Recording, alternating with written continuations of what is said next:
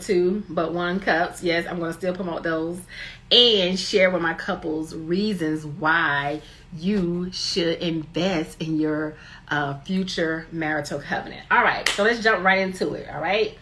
Number one, one of the reasons you should invest in your future marriage is if you are a Christian. You need to invest in your future marriage so you can have a full understanding of God's plan for marriage, okay? Number one, the reason why you should invest in your future marriage covenant, if you are a Christian and you proclaim Jesus Christ as your personal Lord and Savior, and you want to bring God into your marital covenant, which would be wise, you need to understand his plan for marriage. You need to have a full understanding of what God says about marriage, all right? Number 2, second reason you should invest in your future marriage is to get a full understanding of your marital vows in your covenant. So many times, especially with me dealing and, working with a lot of marital couples, so many times people do not fully understand their marital vows and what they're saying and what they're doing. And a lot of times, I remember this one couple in particular, the husband asked a question, well, is adultery the only reason that you can get a divorce, or, is there other reasons can you get a divorce? And I really feel like he was battling me or whatever about, the scripture or whatever. But if couples would invest into this part ahead of time, they have a full understanding of what their marital vows mean and what the word says about marriage altogether. So that's the second reason. You need to understand your marital vows. You need to understand what you are saying I do to. All right. Number three, the next reason you should invest into your future marriage is to get a full understanding of the vision and goals that you want to plan for your marriage. Okay. For your marriage, for you as husband and wife, for your family. Okay. These are important things that you really, really need to take into consideration. You need to really take into consideration before you say I do. A lot of times couples go into the marriage with no vision, no plan. They don't have nothing put together. All they know is I want to get married. We love each other. We just want to get married. Okay. And they have no vision or no goal set for their future. So that is one of the reasons why you should invest into your future marital relationship. Okay. Fourth reason to invest into your future marriage is to begin to understand the mystery of love and respect.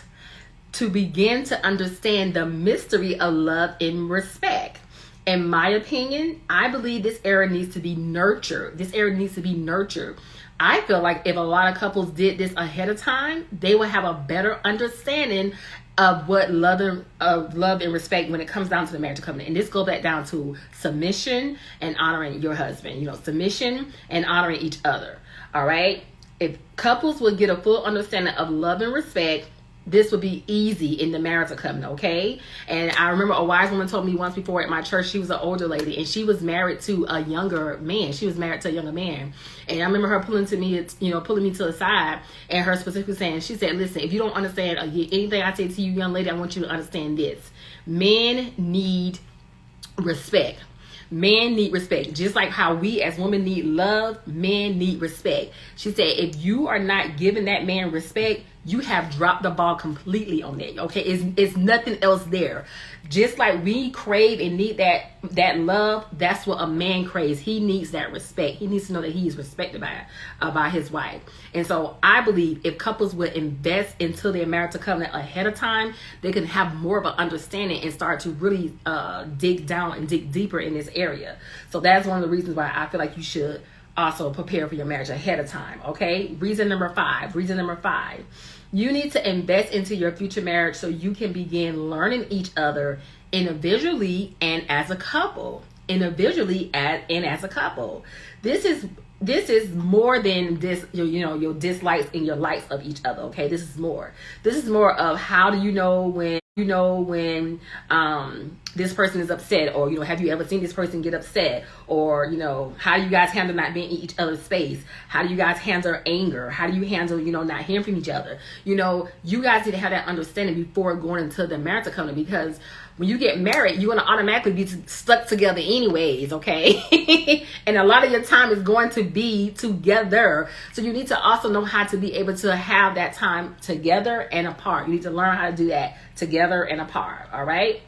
The sixth reason that I feel like couples need to invest into their future marital relationship is to develop authenticity, to develop how to be authentic and vulnerable. To develop how to be authentic and vulnerable, aka trust, okay? AKA trust.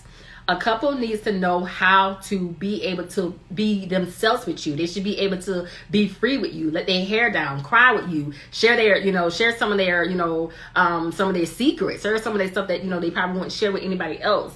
This needs to be developed. This is something that don't just happen all of a sudden or overnight. This is something that takes time, okay?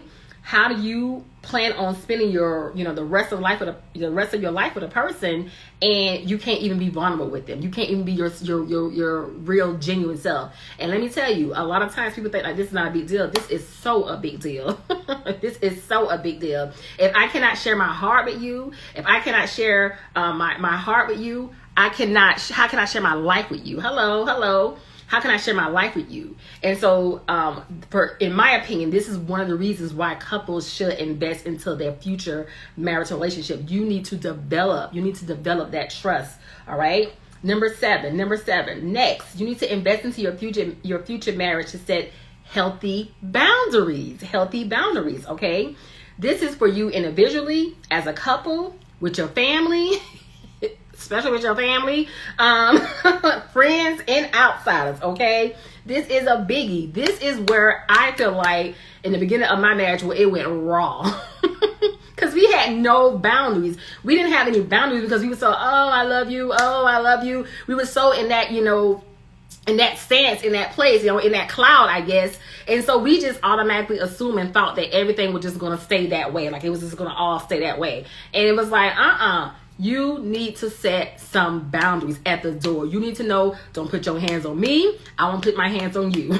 You need to know if 12 o'clock come and you're not here, you need to know I'm calling the police or I'm calling something, or you need to have certain things already lined up, okay? It is important that you set healthy boundaries at the beginning of your relationship, okay? This is something that needs to be that needs to take place before you say I do. All right. Number eight. Another place where I feel that needs to be nurtured, before entering into the marital covenant is conflict resolution. Oh my God. When I tell you the most calls that I get in my business, a lot of people find me on Google. When they search me on Google, the first thing they say when I ask them, what is the problem? What's going on? Oh, we need to, we have problems with communication. Oh, we need to work on our communication. Listen, couples, this is something that needs to be nurtured before going into the marital relationship. I don't know how many times I done Googled stuff, downloaded stuff, looked up stuff, trying to find stuff, share book ideas with couples for them to understand how to communicate with one another, okay? You need to invest in this area, okay? You need to invest in how to have healthy communication with your partner, the person that you're going to spend the rest of your life with. And one of the things that I learned just, in doing some of my own, investing when I did some time to work on me, one of the things that the couple brought to my attention was, you have to speak to this person like y'all still love each other. Sometimes when you get into this type of relationship and you done been around this person for a while, you got comfortable with this person, now all of a sudden y'all speaking to each other all kinds of ways. Y'all done lost respect for each other. You don't speak to that person like you love that person. And I thought that is so very important. So communication, conflict resolution, that is something that needs to take place. It needs to be nurtured before you say I do. All right. Number nine. We're going to only have 10. Number 9. You need to invest in your future marriage so you can discover your individual purpose. Okay. Your individual purpose / earthly assignments, okay? And or what are you going to do as husband and wife? What are your plans are? Whether that is you guys are going to, put a business together. You guys are going to do some real estate. You guys are going to, go on mission trips. You guys are going to work in the church together. You guys are going to work together. You guys need to know what your purpose is individually and then as a couple, okay? You need to know what your earthly assignment is, because yes, marriage is an assignment. Marriage is an assignment. But what so many people go wrong is, because hello, they feel like this is the only thing I'm supposed to be doing in life. No, your marriage is not your only assignment. There are more assignments attached to you. And so this is something that needs to be nurtured and looked into before you say I do. You need to know your purpose. You need to know what you and your husband plans are as you guys come together as husband and wife. All right. And number 10, last one. You need to invest in your future marriage before saying I do for faith purposes. Okay. This includes praying together, tithing, serving, forgiving. You need to develop some Christian some Christian development in this area, basically. And this is where a lot of times where that maturity comes in, where that sacrificing come in, where that unconditional love comes in, where that submission comes in, where that practicing the fruits of the spirit comes in.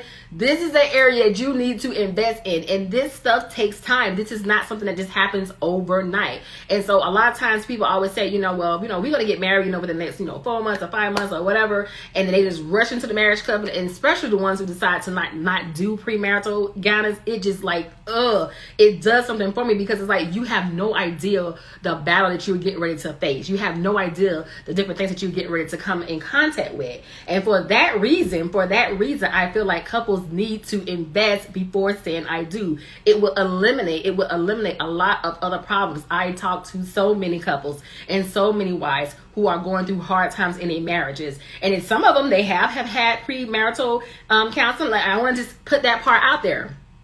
Premarital guidance does not X out or say, okay, I'm going to be exempt from problems. No, premarital guidance just gives you a head up of what to look forward to. Okay, it gives you a head up versus somebody who did not have it, and so they don't know what they expect. Like, oh, wait a minute, I wasn't used to this. I wasn't expecting this to happen. Premarital guidance gives you a heads up. Okay, it gives you a heads up. And so, listen, I want to call in. I want to